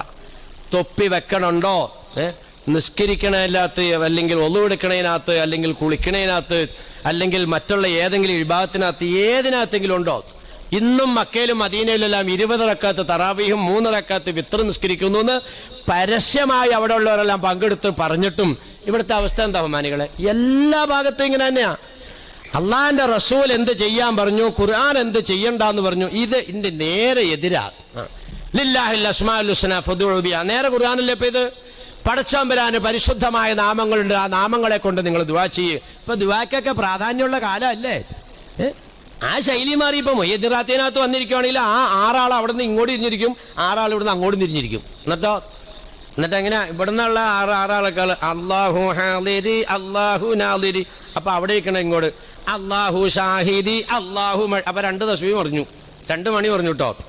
അതിൻ്റെ ഇടയ്ക്ക് കാക്കായെങ്ങാനും കണ്ണടക്കാടി പുടുപുടുപുടുന്ന് മുറിക്കും. എന്നിട്ട് ആകെ എത്ര ചെല്ലണത്? 33 ചെല്ലണം എന്നുള്ള ഒരു ശൈലിയിലാണ് തുടക്കം. അത് ഇവര് 17 അവര് 17, അപ്പോഴേ 33 ആവണേ. ഈ 17 എന്ന് പറയണതും 17 എന്ന് പറയണതും രണ്ടും കൂടി ഒരു ദിക്കറാണ് ഈ പപ്പാതി ആക്കിയേക്കണേ. ഉണ്ടാകും ഇത് ഞാൻ റാത്തീബ് സംഘം എന്ന് പറഞ്ഞിട്ട് ചില സ്ഥലത്തുണ്ട്. ഞാൻ പാവപ്പെട്ട ഉസ്താദന്മാരെ എടുത്തിട്ട് പറയാൻ നിങ്ങളെ ഇരിക്കരുത്. റാത്തീബ് സംഘം അവരുടെ പണിയെന്ന് പറഞ്ഞാൽ ഈ റാത്തീബ് വരിക്കൽ മാത്രമാണ്. അവിടെ ദിക്കരിക്കാൻ അവരെ വിളിച്ചാൽ അവരെ കിട്ടൂല, തറാവീക്കിരിക്കാൻ അവരെ വിളിച്ചാൽ അവരെ കിട്ടൂല. അവരുടെ പണി എന്താണ്? അവർ റാത്തീബ് സംഘമാണ്. അവരാണ് ആ പരിപാടി നടത്തുക. ഇതിൻ്റെയൊക്കെ പേരിൽ ബഹുമാനികളെ ഉമ്മത്തിനെ ആക്ഷേപിക്കാൻ പറ്റുമോ? നമ്മൾ പറ. ആരെങ്കിലും എന്തെങ്കിലും തോന്നിയാസം ചെയ്തതിൻ്റെ പേരിൽ സുന്നത്തിനെ ആക്ഷേപിക്കാൻ പറ്റുമോ? ഇതങ്ങനെയല്ല. ഈ ഇസ്മുകൾ ഇങ്ങനെ ചൊല്ലിയിട്ട് നമ്മൾ ചോദിക്കുക, പടച്ചവനെ നീ സമാധാനം താട്ടെ അല്ലാ, ധിക്കാരിയായ ഭരണാധികാരി കാക്കണേ അല്ലാ, ഉമ്മത്തിന് രക്ഷ തരണേ അല്ലാ. ഇങ്ങനെ ചോദിക്കാനാ ഖുർആൻ പറഞ്ഞേ. അള്ളാന്റെ ഇസ്മുകൾ ചൊല്ലിയിട്ട് ചോദിക്കാനാണ് ഖുർആൻ പറഞ്ഞേ. കാരണം എന്താ? ആ ചോദിക്കാൻ അള്ളാഹ്ക്ക് തൃപ്തിയുള്ളതാ? എത്രയൊക്കെ ആണെങ്കിലും 99 പേരും ചൊല്ലിയിട്ട് വിളിച്ചു കഴിഞ്ഞാൽ തരാത്തവരാരെങ്കിലും ഉണ്ടാവോ? എൻ്റെ പേര് ഇപ്പം എൻ്റെ പേര് ആൾക്കാർ ബാവാ മുസ്ലിയാർന്ന് ചിലർ വിളിക്കും. എൻ്റെ കുടുംബത്തിലുള്ളവരൊക്കെ ബാവുക്കുഞ്ഞ് ബാവുക്കുഞ്ഞെന്ന് വിളിക്കുക. എൻ്റെ നാട്ടിലുള്ള ഈ മറ്റ് ജാതിക്കാർ വിളിക്കുന്നത് ബാവു എന്നാണ്, ബാവു. എൻ്റെ ഉമ്മാടെ വീട്ടുകാർ പിന്നെ വല്യപ്പാടെ പേര് ബാവാന്നായതുകൊണ്ടിട്ട് ഒരു കൊച്ചൊന്നും കൂടെ കൂട്ടി ബാവ കൊച്ചെന്ന് വിളിക്കുള്ളൂ. അപ്പം എനിക്കിപ്പോൾ എത്ര പേരായി? ബാവായായി, ബാവ മുസ്ലിയാരായി. ബാവാന്ന് വിളിക്കുന്നത് റിക്കാർഡിലൊക്കെ പള്ളിക്കൂടത്തിലേക്ക് അങ്ങനെ വിളിച്ചാണ്. ബാവ മുസ്ലിയാർ, ബാവക്കൊച്ച്, ബാവു കുഞ്ഞ്, ബാവു. എൻ്റെ അടുത്ത് വന്നിട്ട് ഒരാൾ 100 രൂപ കടം ചോദിക്കുകയാണ്. ആശുപത്രി കൊടുക്കാൻ പൈസ ഇല്ല എന്നിട്ടാണ്. ഒരു 100 രൂപ എനിക്ക് വായ്പ തന്നെ, ഇൻഷാ അല്ലാഹ് ഞാൻ ജനുവരി 31-ാം തീയതി തിരിച്ചു തന്നേക്കാം. അതുകൊണ്ട് എൻ്റെ പൊന്നാര ബാവക്കൊച്ച്, എൻ്റെ പൊന്നാര ബാവ മുസ്ലിയാരെ, എൻ്റെ പൊന്നു ബാവ, എൻ്റെ പൊന്നു ബാവുവേ, എൻ്റെ പൊന്നു ബാവു കുഞ്ഞ്, ഒരു 100 രൂപ എനിക്ക് തരണം. എൻ്റെ കയ്യിൽ ഇല്ലെങ്കിൽ ഞാൻ പോയി ആരോടെങ്കിലും കടം മേടിച്ചു കൊടുക്കൂലേ? അതാ ചോദ്യത്തിന്റെ ശൈലി എങ്ങനെയാ? ഇത് തന്നെയാ. അല്ലാഹു ഹാലിരി അല്ലാഹു നാലിരി അല്ലാഹു ഷാഹിദി അല്ലാഹു മഴി അന്തൽ ഹാദി അന്തൽ ഹഖ് ലൈസൽ ഹാദി ഇല്ല. ഇത് ഡെയിലി ചൊല്ലി മഹാനവറുകള്, ഡെയിലി ചൊല്ലി 112 പ്രാവശ്യം. ഏത് ഓരോ ഇസ്മും 99 ഇസ്മ നോക്കി, അല്ലാണ്ട് ചുമ്മാ മേപ്പോട്ട് നോക്കി കിടക്കല്ലായിരുന്നു. ഇങ്ങനെ 25 കൊല്ലം ഓടിയെന്ന്. ഇരിക്കാൻ അല്ല പറഞ്ഞപ്പോഴായിരുന്നത്.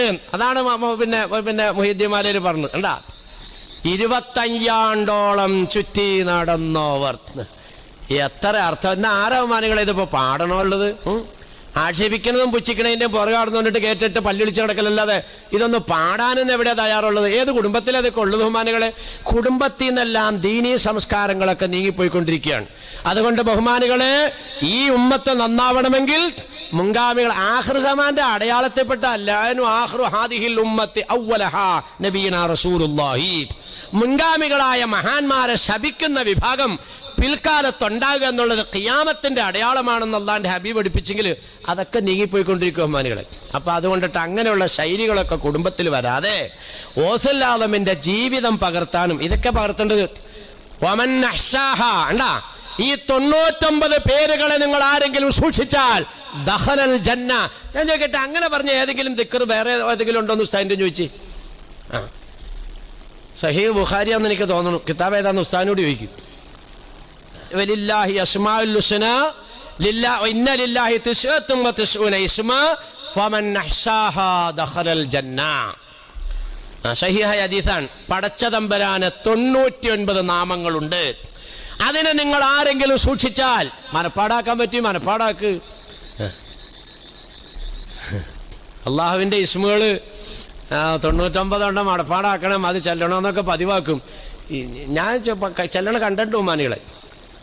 ഒരു സ്ഥലത്ത് ഒരു സ്ഥാപനം ഉദ്ഘാടനം ചെയ്യാൻ വേണ്ടിയിട്ട് മഹാനായ മമ്മക്കുട്ടി അസറത്തിൻ്റെ വണ്ടിയിൽ ഞാനിങ്ങനെ കയറി പോവാം. വണ്ടിയെ കയറി ഇരുന്നപ്പോൾ മുതലേക്ക് ഈ ഇസ്മ ഇങ്ങനെ ചെല്ലാൻ തുടങ്ങി. സ്ഥാപനത്തിൻ്റെ മുറ്റത്ത് ഇറങ്ങിയപ്പോഴത്തേക്കും ഇസ്മ തീർന്നു. ഇറങ്ങിയപ്പോൾ പറഞ്ഞ, ഞാൻ അസ്മാഉൽ ഹുസ്ന ചൊല്ലിയിട്ടുണ്ട്, അത് ദുആറക്കണത് ഇവിടെ വെച്ച് ദുആറക്കാൻ പോവാണ്. കാണാതെ ചെല്ലണേ. അസ്മാഉൽ ഹുസ്ന കാണാപ്പാടാ മനപ്പാടാ. വമൻ അഹ്സാന്ന് നമ്മൾ വഴുതുറയിൽ മാത്രമേ ഉള്ളൂ. മാവിലേർക്ക് അസ്മാഉൽ ഹുസ്ന കാണാപ്പാടാ അറിയാവോ?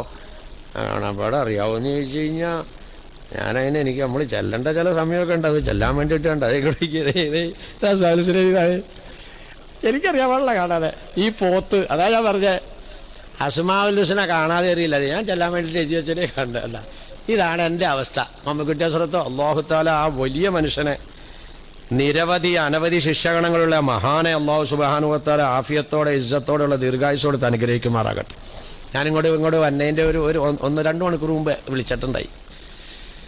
അൽഹംദുലില്ലാ, ദീനിൻ്റെ ഒരു വലിയ പ്രവർത്തനവും പരിശ്രമത്തിലും ഒക്കെ ആയിട്ട് മൂപ്പര് നീങ്ങിക്കൊണ്ടിരിക്കുകയാണ്. എന്നോട് പറഞ്ഞു, മാമുസ്ലിയാർ നന്നായിട്ടൊക്കെ ദ്വാരക്കണം, റഹ്മാനായ റബ്ബെ. ആ മഹാനായ മനുഷ്യനൊക്കെ ഈ മഹാഭാവിയോടൊക്കെ ദ്വാരക്കാൻ പറയാന്ന് പറഞ്ഞാൽ അത് ഈ സദസ്സിൻ്റെ പവറാണ്.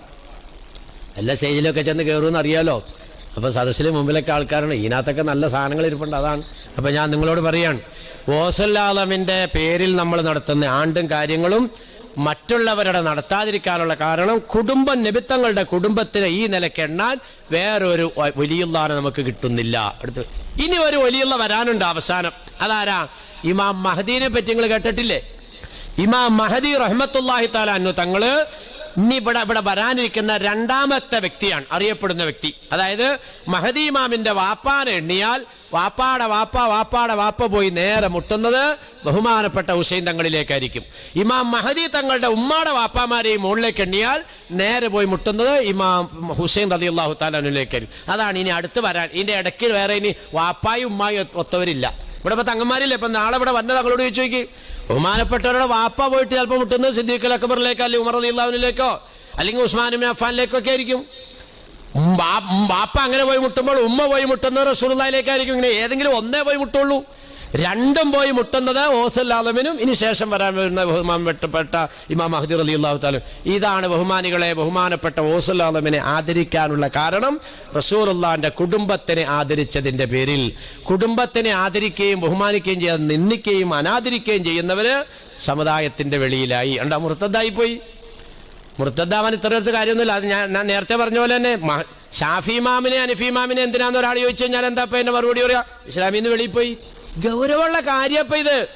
നിങ്ങളെ മുർത്തദ്ദാക്കുക എന്നുള്ളതാണ് യഹൂദന്റെ ലക്ഷ്യം.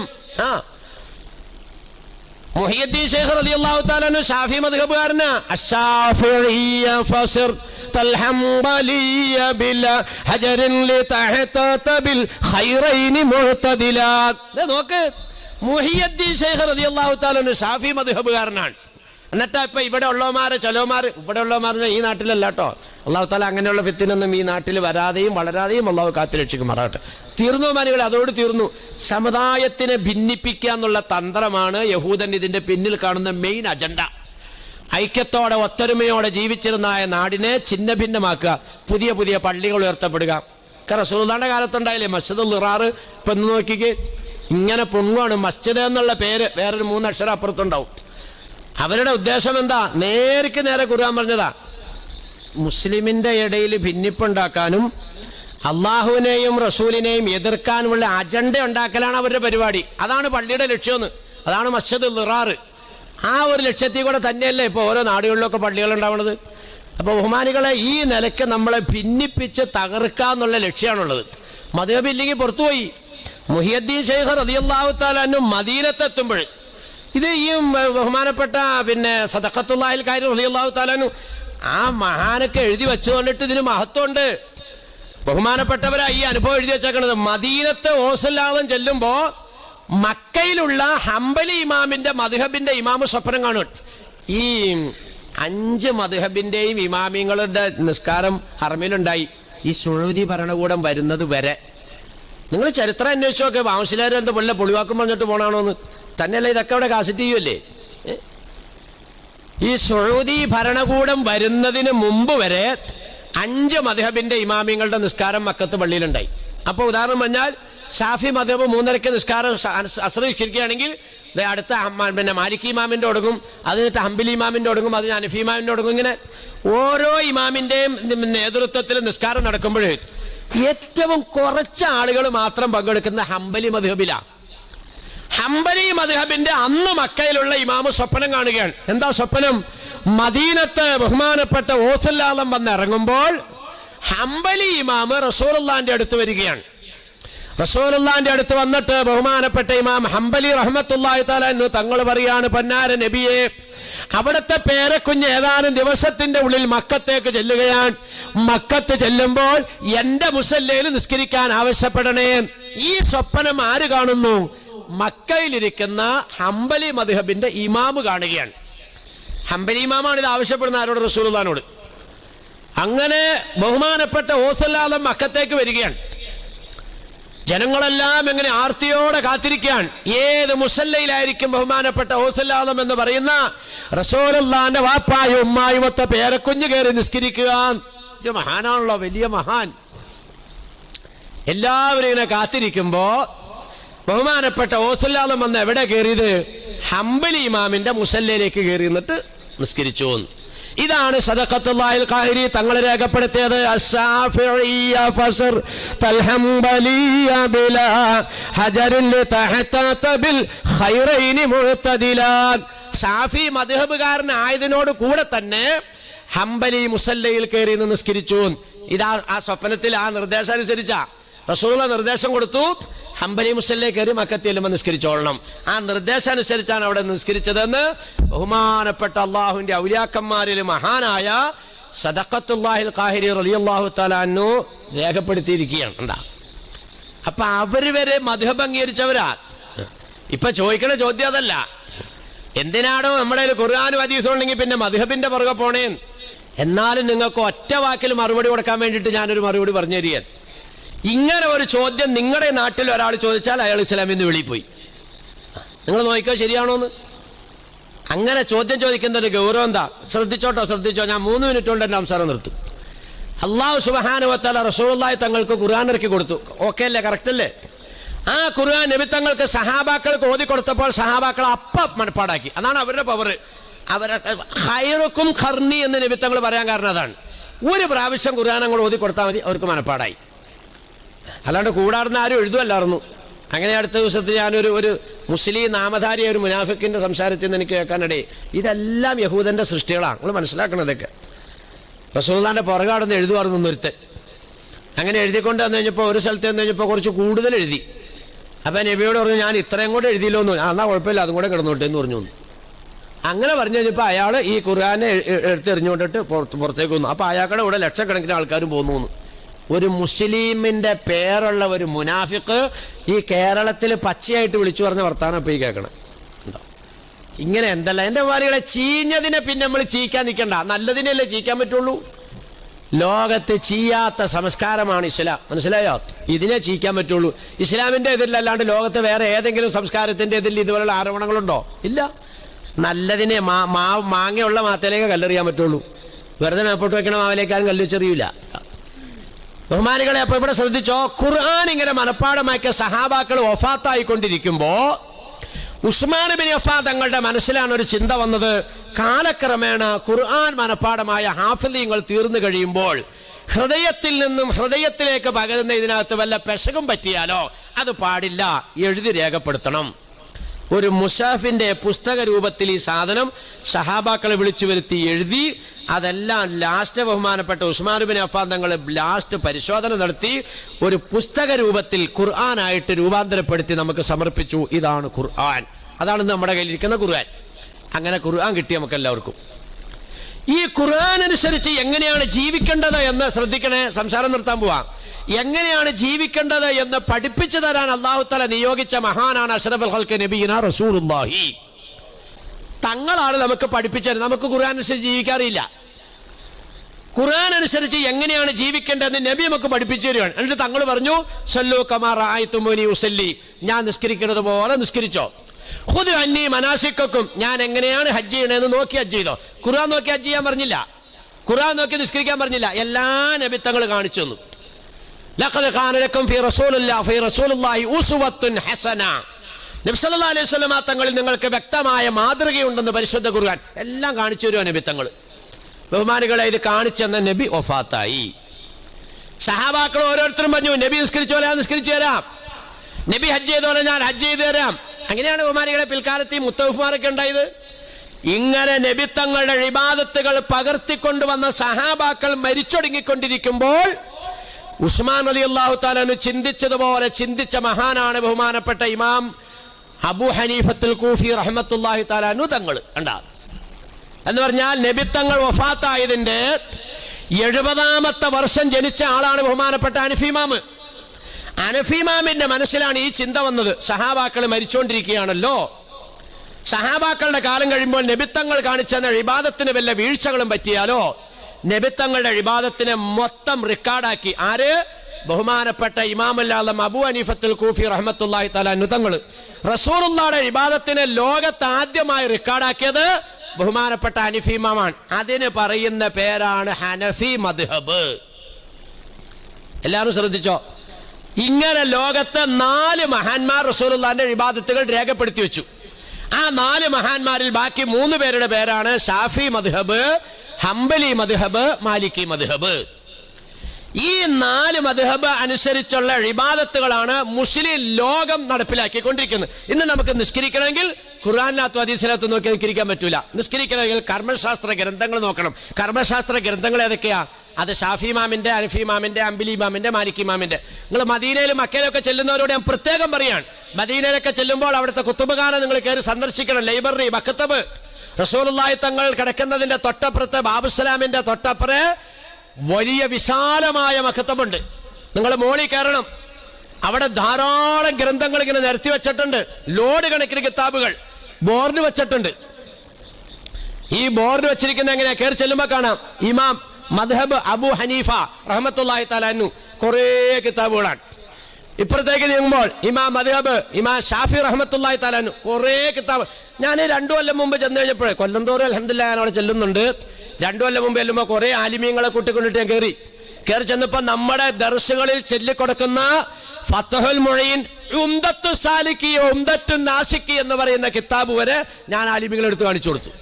ഞാൻ ചോദിക്കട്ടെ, ഇത് ലോകത്തിന് ആവശ്യമില്ലെങ്കിൽ അത് പെട്രോൾ ഒഴിച്ച് കത്തിക്കാൻ സൗദി അറേബ്യയിൽ പെട്രോൾ ഇല്ലേ ബഹുമാനികളെ? കത്തിക്കാനുള്ള തീപ്പെട്ടിയില്ലേ? എന്തിനാണ് നശിപ്പിക്കാതിരിക്കുന്നത്? ലോകത്ത് റസൂലുള്ളാഹിന്റെ ഇബാദത്ത് കണ്ടെത്താനുള്ള ഏക മാർഗം ഇമാമിയങ്ങൾ രേഖപ്പെടുത്തിയ മദ്ഹബിന്റെ ഗ്രന്ഥങ്ങൾ മാത്രമാണ്. ഹിജറ 194 ബുഖാരി ഇമാം ജനിക്കുന്നത്. നിങ്ങൾ മനസ്സിലാക്കണം, ബുഖാരി ഇമാമാണോ റസൂലുള്ളാഹിയുടെ അടുത്തയാള്? അതെയോ ബഹുമാനപ്പെട്ട ഹനഫി ഇമാമാണോ? ഹനഫി ഇമാം റസൂലുള്ളാഹി തങ്ങളെ വഫാത്തായതിന്റെ 70ാമത്തെ കൊല്ലം ജനിക്കുന്നു. ബുഖാരി ഇമാം ഹിജറ 194 ജനിക്കുന്നു. എത്രയോ വർഷം അകലെയാന്ന് നോക്കി. ശരിക്കും പറഞ്ഞാൽ ബുഖാരി ഇമാമിനൊക്കെ ഹദീസ് കിട്ടുന്നത് ഈ പറയപ്പെട്ട ഗ്രന്ഥങ്ങളിൽ നിന്നിട്ടാണ് നമ്മൾ മനസ്സിലാക്കണം. റസൂലുള്ളാഹിനോട് അടുത്തവരും റസൂലുള്ളാഹിന്റെ ഇബാദത്ത് പകർത്തിയവരുമാണ് മദ്ഹബിന്റെ ഇമാമിങ്ങൾ. അപ്പൊ ലോകത്തിന് മദ്ഹബ് ആവശ്യമില്ല എന്നൊരുത്തം പറഞ്ഞാൽ റസൂലുള്ളാഹിന്റെ ഇബാദത്തിന് ലോകത്ത് ആവശ്യമില്ല.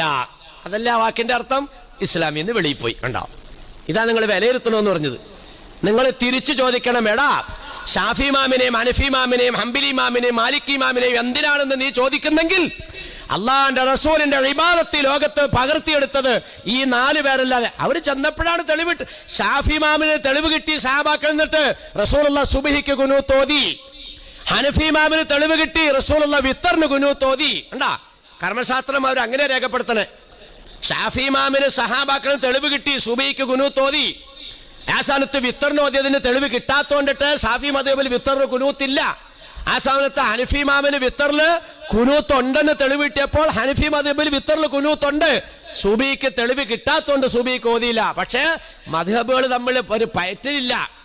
ഹനഫി ഇമാമിന്റെ ഖബർ സിയാറത്ത് ചെയ്യാൻ ചെന്ന ഇമാം ഷാഫി റഹ്മത്തുള്ളാഹി തആല അൻഹു തങ്ങള് സുബ്ഹിക്ക് ഖുനൂത്ത് ഓതിയില്ല. എന്തുകൊണ്ട്? ഹനഫി ഇമാമിനെ ബഹുമാനിച്ചതിന്റെ പേരിൽ. നോക്കിക്കേ, ഇവരെല്ലാം മദ്ഹബ് അനുസരിച്ചാണ് ജീവിച്ചത്. മദ്ഹബ് എന്ന് പറഞ്ഞാൽ റസൂലുള്ളാഹി തങ്ങളുടെ ഇബാദത്ത് പകർത്തപ്പെട്ട രേഖകളാണ്, ഗ്രന്ഥങ്ങളാണ്. മറ്റതോ ഖുർആനോ? ഖുർആൻ റസൂലുള്ളാഹി തങ്ങൾ ഓതി തന്ന ആ വാചകങ്ങളാണ്. അത് ഖുർആൻ. പിന്നെ ഫിഖ് എന്ന് പറയുന്നത്, കർമ്മശാസ്ത്രം എന്ന് പറയുന്നത് റസൂലുള്ളാഹിന്റെ ഇബാദത്തുകൾ പകർത്തി. നിങ്ങൾ നോക്കിയാൽ രണ്ടിനും തമ്മിലുള്ള പ്രാധാന്യം എത്രയുണ്ടെന്ന്. ഇങ്ങനെയുള്ള ഈ ലോകത്ത് എന്തിനാടോ മദ്ഹബ് എന്നൊരാൾ ചോദിച്ചാൽ അയാൾക്ക് ഇസ്ലാമിനകത്ത് മെമ്പർഷിപ്പ് ഉണ്ടോ? ബഹുമാനികളെ, ഈ നിലയ്ക്ക് ചിന്തിച്ചിട്ട് മക്കൾക്കൊക്കെ, പുതിയ തലമുറകൾക്കൊക്കെ കാര്യങ്ങൾ മനസ്സിലാക്കി കൊടുത്തുകൊണ്ട് നമുക്ക് ഉപകാരപ്പെടുന്ന മക്കളാകാൻ, യഹൂദന്റെ പിടിയിലേക്ക് പോകാതിരിക്കാൻ നിങ്ങളൊക്കെ നന്നായിട്ട് പരിശ്രമിക്കണം. നിങ്ങളാ ഈ നാട്ടിന്റെ ദീനിന്റെ കാവലാളുകൾ, നിങ്ങളാണ്. ഉണ്ടാ, അല്ലാണ്ട് ഈ പോസ്റ്ററിനകത്തൊന്നും വലിയ കാര്യമില്ല. മിനിസോള നോട്ടീസ് അടിച്ചു, അതിനൊന്നും കാര്യമില്ല. നല്ല 1ാം നമ്പർ അനൗൺസ് വഴി കേട്ടു. ഞാൻ ഇതിനു മുമ്പ് ഒരു കാലത്ത് കേട്ടിട്ടില്ല. എന്നെ പറ്റി അവിടെ പൊക്കിയിട്ടത് ആകാശത്തിന്റെ മുകളിൽ കൊണ്ട് വെച്ചേക്കാണ്. ഈ അനൗൺസൊക്കെ കേട്ടാൽ ഇവിടെ ഇപ്പൊ ജനം കൂടണ്ടല്ലേ? കൂടൂല. Poster കൂടൂല, flux കൂടൂല. എങ്ങനെയൊക്കെ വച്ചാലും കൂടൂല കേട്ടോ. അതാണ് ഞാൻ പ്രത്യേകം പറയാ. എങ്ങനെയൊക്കെ വച്ചാലും കൂടൂല. പിന്നെ ആരാ കൂട്ടേണ്ടത്? ഈ ഇരിക്കണവരാ കൂട്ടേണ്ടത്. നിങ്ങൾ പണിയെടുക്കണം. നിങ്ങൾക്ക് അതിനോട് താല്പര്യമുള്ളത്.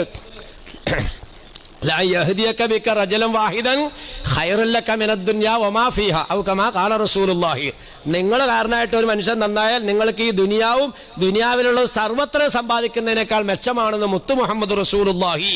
അപ്പൊ വഴിതെറ്റി കഴുത്തെ കൈയെട്ടിക്കൊണ്ട് അടക്കണതിനെ പറ്റി ആലോചിച്ചുകൊണ്ടിരിക്കുക. അവനൊക്കെ അങ്ങോട്ട് പോകണമെന്നുണ്ട്, ഇങ്ങോട്ട് പോകണമെന്നുണ്ട്. അങ്ങോട്ട് പോയത് പോട്ടെ, അതിന്റെ പുറം അടക്കണ്ട. ഏതെങ്കിലും പോയിട്ടുണ്ടെങ്കിൽ അത് പോട്ടെ അതിനെപ്പറ്റി. കാരണം അത് നാണക്കേട്. മനുഷ്യന് മാന്യത ഏറ്റവും വലുതാ. അങ്ങനെ ഇതിങ്ങനെ കെട്ടിപ്പോയി താഴത്തേക്ക് ഇറക്കണമെന്നുണ്ട്, പക്ഷെ നാണക്കേട് വന്നിട്ട് വരില്ല. അപ്പൊ അതുകൊണ്ട് അതിന്റെ പുറം അടക്കണ്ട. ഇങ്ങനെ കെട്ടലല്ലേ നല്ലത് എന്ന് ചോദിച്ചുകൊണ്ട് നടക്കുന്ന ആൾക്കാരുണ്ട്. അങ്ങനെയുള്ള എന്ത് ചെയ്യുക? പോകാതിരിക്കാൻ വേണ്ടിയിട്ട് നിങ്ങൾ എന്ത് ചെയ്യണം? പരിശ്രമിക്കണം. നമ്മൾ തെറ്റിതിരുത്തി നേരെ വന്നം, അപ്പൊ അള്ളാഹു സുബ്ഹാനഹു വ തആല നേരെ ആക്കും. അങ്ങനെയല്ലേ ചരിത്രം. റസൂലുള്ളാഹിനെ കൊല്ലാൻ വേണ്ടി ഊരി പിടിച്ച ആളുമായിട്ട് വന്ന പടപ്പല്ലേ ഉമർ റളിയല്ലാഹു തആല അൻഹു. പക്ഷെ റസൂലുള്ളാഹിന്റെ 1-ാം നമ്പർ സംരക്ഷകനായത് എന്തുകൊണ്ടാ? അപ്പുറം ഇപ്പുറം ഇരിക്കുന്ന മനുഷ്യന്മാരുടെ ഈമാൻ കൊണ്ടാ. സിദ്ദീഖ് അക്ബർ റളിയല്ലാഹു അൻഹുവിന്റെയും ഉസ്മാൻ ഇബ്നു അഫ്ഫാൻ റളിയല്ലാഹു അൻഹുവിന്റെയും അലി ഇബ്നു അബീ താലിബ് തങ്ങളുടെയും ഖദീജത്തുൽ ബീവി റളിയല്ലാഹു അൻഹായുടെയും അവരുടെയൊക്കെ ഈമാനിന്റെ പവറാണെന്ന് പറഞ്ഞാൽ അവരുടെ മുഖം കണ്ടപ്പോൾ ഇതിന്റെ വാള് താഴെ വീണു. എന്താ? അപ്പൊ നമ്മൾ ഈമാനും ഇഖ്ലാസും തഖ്വായുമുള്ള ജീവിതത്തിലേക്ക് വന്നാൽ ഈ സർവ്വ നിഷേധികളും സർവ്വധിക്കാരികളും കൊമ്പും കുത്തും. അല്ലാണ്ട് വേറെ നമ്മൾ ഇതിന് ഒരു പരിഹാര മാർഗം നോക്കിയിട്ട് കാര്യമില്ല ബഹുമാനികളെ. അതുകൊണ്ട് പരിഹാരത്തിന്റെ മാർഗം ഇതാണെന്ന് മനസ്സിലാക്കി അള്ളാഹു ആദരിച്ച മഹത്തായ അമലിനകത്ത് നിങ്ങളെല്ലാം ആദ്യാവസാനം പങ്കെടുക്കണമെന്ന് പ്രത്യേകമായി നിങ്ങളോട് ഉണർത്തിക്കൊണ്ടിട്ട് ഞാൻ എൻ്റെ വർത്താനം ഇവിടെ അവസാനിപ്പിക്കുകയാണ്.